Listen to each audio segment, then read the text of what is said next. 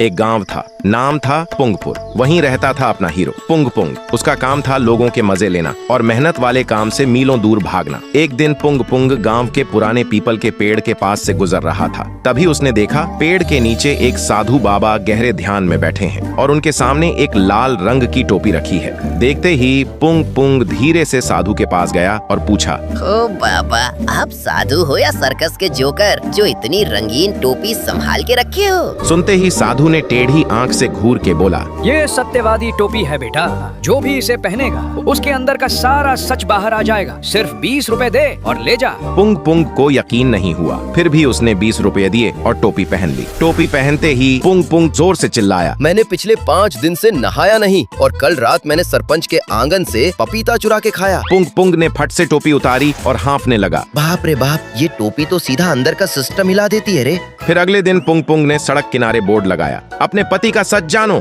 सिर्फ 50 रुपए में सत्यवादी टोपी का चमत्कार। ये देखते ही गांव की औरतों की भीड़ लग गई। फिर सबसे पहले हलवाई की बीवी आई। पुंग पुंग ने जैसे ही हलवाई के सर पे टोपी रखी, हलवाई तुरंत चिल्ला पड़ा, मैं देसी घी के नाम पे सस्ता तेल मिलाता हूँ और पड़ोस की दुकान वाली आंटी को आंख मारता हूँ। यह सुनते ही बीवी ने चप्पल निकालकर सबके सामने उसकी कुटाई कर दी। फिर मास्टर जी का नंबर आया। टोपी पहनते ही मास्टर जी मुंह फाड़ के बोले, मैं बच्चों को क्लास के बाहर मुर्गा बनाता हूँ और चुपके से बैठकर उनका टिफिन खा जाता हूँ।